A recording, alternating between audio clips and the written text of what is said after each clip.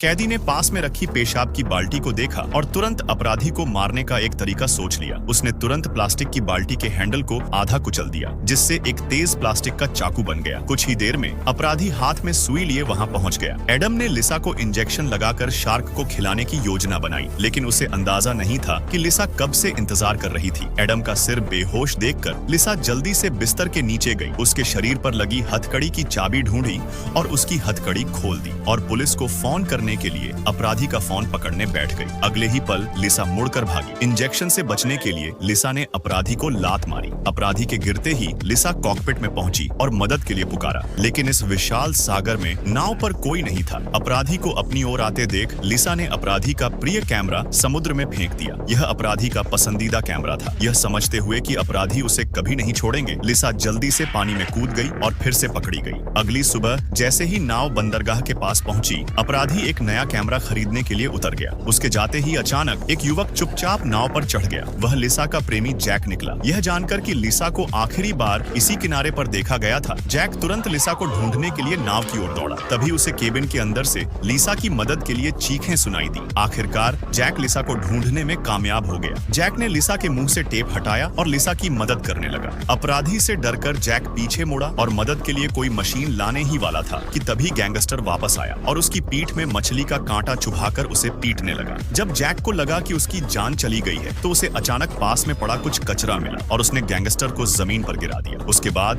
Jack ने gangster की गर्दन पर मछली का कांटा कसकर दबा दिया। जैसे ही गैंगस्टर जवाबी कार्रवाई करने वाला था, जैक पर अचानक हमला हो गया। पता चला कि बंदरगाह का पुराना सुरक्षा गार्ड अपराधी को बचाने आया था, लेकिन उसे नहीं पता था कि गैंगस्टर एक सीरियल किलर है। केबिन से एक महिला की मदद की पुकार गूंजी और गैंगस्टर ने एक ही मछली के कांटे से उस बूढ़े आदमी को मार गिराया। आप सभी का धन्यवाद। फिर दूसरों की अनुपस्थिति का फायदा उठाकर गैंगस्टर नाव को समुद्र के एक सुनसान इलाके में ले गया। इस बार अपराधी ने जैक को समुद्र में फेंकने का फैसला किया ताकि शार्क उसे खा जाए। अपराधी ने कैमरा चालू कर दिया और इस रोमांचक दृश्य को रिकॉर्ड करने के लिए तैयार हो गया। जल्द ही कई शार्क जैक की ओर आकर्षित हो गई। लिसा ने उसे तुरंत याद दिलाया कि जब तक वह हिलेगा नहीं, शार्क उस पर हमला नहीं करेंगी। यह तरीका काम कर गया। शार्क बेहद निराश था। एक शानदार वीडियो बनाने के लिए वह जैक को वापस नाव पर ले आया, उसके पेट में मारा और फिर उसे वापस समुद्र में फेंक दिया। शार्क को खून की गंध बहुत पसंद होती है। अगर वह इस तरह पानी में गिर जाता तो जैक के टुकड़े टुकड़े हो जाते। जैक पानी में जाने ही वाला था कि अपराधी को अचानक डर के मारे एहसास हुआ कि आसमान में एक अनजान हेलीकॉप्टर दिखाई दिया है।